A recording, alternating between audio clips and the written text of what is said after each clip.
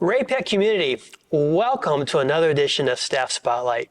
We are here today in the brand new Performing Arts Center on the campus of the high school, talking to Dane Schnake, our theater, speech, and debate teacher here at the high school. Dane, welcome. Thank you so much for having me here, Dr. Slagle. I really appreciate it. Absolutely. What do you think of these digs? This is a brand new facility. It's a beautiful facility. It's, for my money, the best in the state. Yeah, it really is. So. And I can't thank our Board of Education and our public enough for supporting this. Absolutely. It really is a gem for our students and your programs to really experience what a first-class facility is like. Oh, absolutely. The facility is now such that we can expand the kinds of things that we can do in the theater, and we're really excited this fall to open our first show in the space. Yeah. Tell me about the show. I mean, when is that coming up? And we'll get to you in here in a second, but I'm so excited about what our kids are going to do. Of course, yeah. We are opening Joseph and the Amazing Technicolor Dreamcoat by Andrew Lloyd Webber and Tim Rice, November 21st. Wow. So in just a little over a couple of months here, it's coming up. We're going to be opening this facility with a fully fledged production. Joseph is based on the story of Joseph, the King of Dreams, from the book of Genesis in the Bible. It has a number of different musical styles in it. It incorporates traditional musical theater with popular music styles, stuff like that. Yeah. So it's very exciting. I think we're all looking forward to that. We can't wait to see that very first theater production here on stage. And throughout October, we'll have our orchestra, our choirs, and everybody else involved as well. But that'll be our first theater production. Yeah. So congratulations on being on the Staff Spotlight. Thank you. I've heard a lot about you and the family itself and here. The Snakes have made such an indelible impression on the Ray-Pec School District. So thank you. You've been here since 2017, but we were talking earlier, and quite honestly, you were pretty much a few days after you were born, you came. Right, you're right. So tell me about what it's like to grow up in the theater, especially here in Ray-Pec. Yeah, absolutely. Yeah, this community, I can honestly say, has made me into the person that I am. And I'm really, really grateful for the school system, and obviously for my folks to be able to be a part of that. I love this place. It is who I am at my core, and to get to come back here and to work as a part of the staff has just been a dream come true. You've been here for 8 years now as a teacher.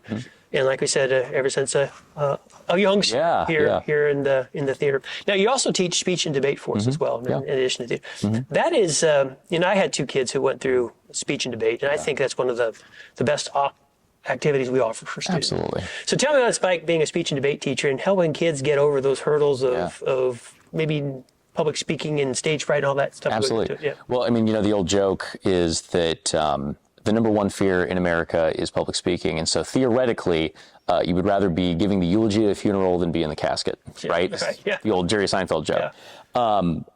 I can honestly say that there is no activity that better prepares you to be an effective communicator with other people, for you to be a collaborator, for you to critically think and analyze. So in both speech and debate, we're looking at literature and breaking down the arguments that are made within the literature and the conclusions that can be drawn, and basically understanding the world around us in a more complete way. Sure. And of course, the reason why that goes hand in hand with theater is that's also something that you do a lot in theater as well, in script analysis, because in the way that speech and debate is our way of understanding the world as it currently exists, theater is our way of understanding what the world could be, right? Yeah. And so I think that speech and debate is a wonderful activity, and I feel very grateful to get to be a coach and work with such wonderful kids. So back in August at our convocation, we talked about the 3 things we want of our team. We want them to care for kids each and every day. Right. Help them do hard things and provide them incredible opportunities for their future. I want to circle in on that second part, doing hard things. So when you encounter a student or a group of students who may not be all in with public speaking or in the theater or stuff, like, how do you help them over that hump? What do you do? What kind of things have you seen? So the first step is understanding. Right? I think a large barrier of entry for people doing difficult things is that they perceive that the thing is difficult and that they cannot do the difficult thing, right? And so empowering a student to understand that you can do difficult things as long as you put your mind to it and you put in the time and the effort necessary, right? So that's the first thing. The second thing is breaking it down into steps. So giving them an action plan so that they can, eat an elephant one bite at a time, Sure. as the phrase goes. Yeah. I think those are definitely helpful to getting a student in the mindset to be able to even approach climbing Mount Everest, because if you believe that you can't, then you never will, right? But once you believe you can, then it's possible to. Yeah, outstanding. So in your theater productions, how do you go about selecting the plays that are shown? Yeah. What's kind of student involvement do you have in this? It's always been a question of mine as to how that comes about. Yeah, absolutely. So first thing that we look at is what is literature that is going to suit the students of today, right? So like if we're doing a comedy, are we doing something that they are going to think is funny and that they are going to like being a part of? If we're doing a musical, does it have good music that they are going to enjoy, right? And something that the community also can get behind too. And then, of course, just honestly, are the things that are being said in the show important things to be said? Are they enjoyable things to watch on stage? So, for example, this space in the winter, we're going to be doing a play called Noises Off that is actually about the process of putting on a play. Yeah. And so it's really fun for kids that are in theater and understand, like looking behind the scenes, what that process looks like. It's kind of fun to get to poke fun at ourselves just a little bit there. Yeah, that's fun. Yeah. So when you look at this space and think about all that it offers, and you look at not only the rest of this year, but into the future, what are your dreams? What do you see for this space and for your program and moving forward? Yeah. I really, in my heart, believe that theater should be a part of the public conscience. The public consciousness. I think that good theater can genuinely affect change in the world and change people's perspectives about things. And I think that our kids need to know that they can be a part of affecting that change. That's awesome. Because we talked about doing hard things a second ago.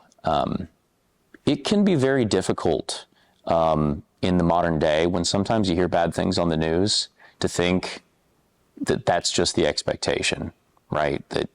That becomes the norm, that the world is hard and it's just going to be that way. Right. And this generation of people, it's really important that they understand that it doesn't have to be that way, that they are the people that shape what the world looks like and becomes. My very small part relatively in that is getting to have these experiences with those kids and going through the process, putting together something that is worthwhile and that they care about and they recognize the value in, right? That we're all doing something, we're all a part of something that is bigger than ourselves. Because when we all operate on that level, something that is bigger than ourselves, that's really the only way that we can make the world a better place. That's a very hopeful message for our kids and for our future. So I thank you for doing that. I thank you for working with our kids. I love peeking in your room when I walk through the high school and seeing the great things happen. Can't wait till November the 21st for the showing. Thank you for being here. I really appreciate it. Thank you for working with our students. Thank you so much. Ray-Pec community, that was Dane Schnake here at the high school, our speech, drama, and theater teacher extraordinaire. We'll be back in a couple of weeks with another special guest. Until then, keep smiling, and we'll see you soon.